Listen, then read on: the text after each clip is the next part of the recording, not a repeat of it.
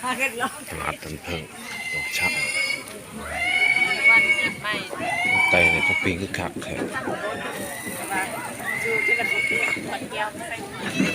ตลาดมันต้นดอกชักป้ายอดหวาย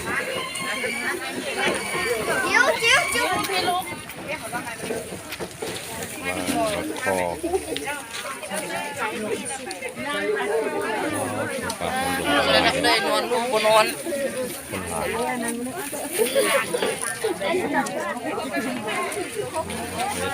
เฮ็ดเป็นอาหาร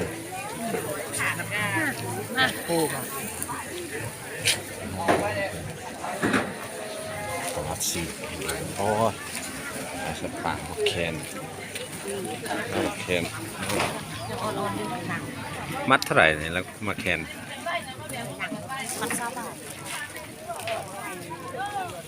หอมจังวะมากันก็ไก่ปลาวันนี้แต่ปลานกตกกระรอก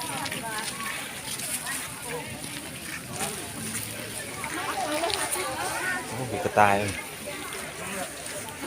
มันนี่ว่าสั่งเขาใครหลายอย่างครับโอ้นี่สัตว์ป่าครับว่าเขามีความเหลื่อมว่า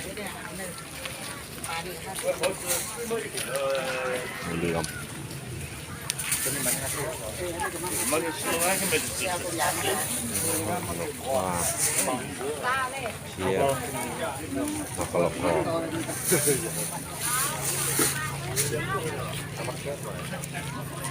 ดมกันตัวใหม่ตัวเก่าตัวน้อยนี่มัดเท่าไหร่ตัวนี้นี่ฮะ10 บาทป่ะปากเดียวกันกลับมาหอมของธรรมชาติเลยนะนี่ไปกี้อยู่ไปขายแล้วไปขายอันที่เราขายนกควาอันที่เราขายเขาสัตว์ป่าอันนี้ตัวอย่างวะตัวนกน้อยวะนี่นกน้อยเห็ดแห้ง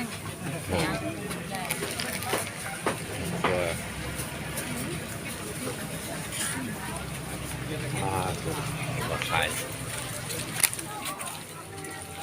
เสาร์อาทิตย์วันนี้ไม่ถึงเพชรโอ้ยหัวกว้างนกความ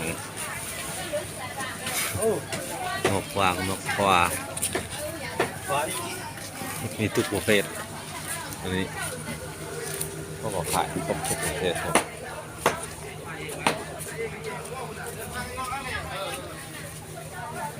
อันนี้น่าจะเป็นสัตว์ป่าเลยกบเขียนหายวันเสาร์อาทิตย์สำหรับขายสัตว์ป่าวันเสาร์อาทิตย์คนร้ายวันเสาร์อาทิตย์มาลินครับผมเสร็จเลยกำลังรับสะพาน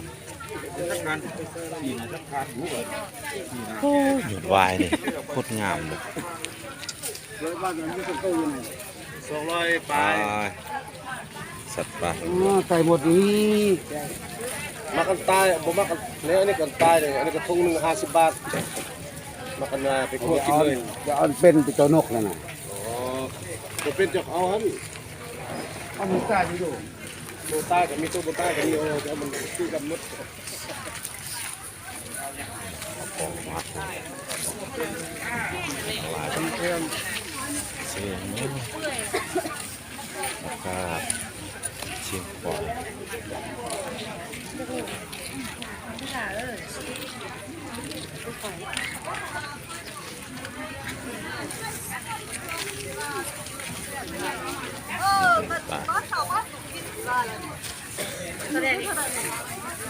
100 บาทเนาะมันยังหน่อยค่ะชนิดประเภทหน่อยตัวหน่อยไม่ตัวใหญ่หลายอาหารหลายวันเสาร์อาทิตย์โอ้มีครับกระต่ายอะไรไปเลี้ยงได้ไปเลี้ยงมันกระต่ายหน่อย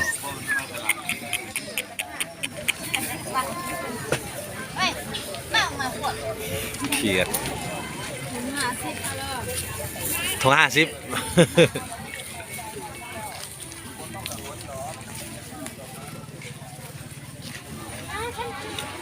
มาแค่ไหนก็งามเลยวะลงมา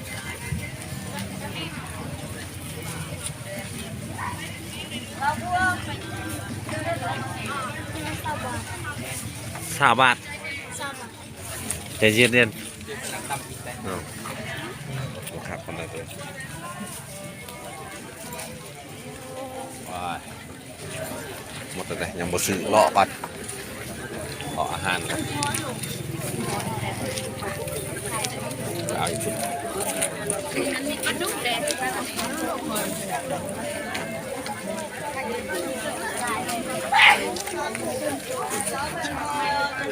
ปลาน้ำคลองพวกฉันขายใครมัดเท่าไหร่นี่มัด3 บาทป่ะ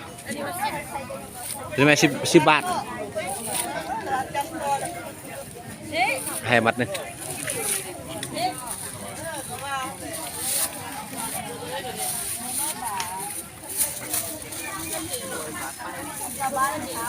ฮะบ่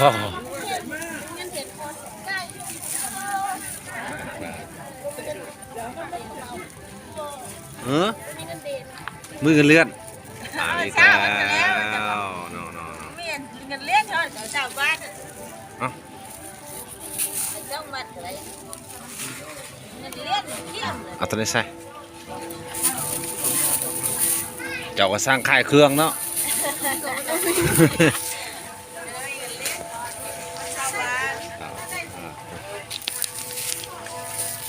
ป้าคือหอมไข่มัดเท่าไหร่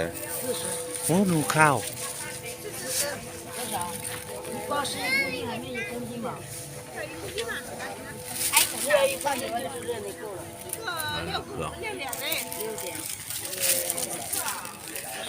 ไข่มัดเท่าไหร่เนาะนี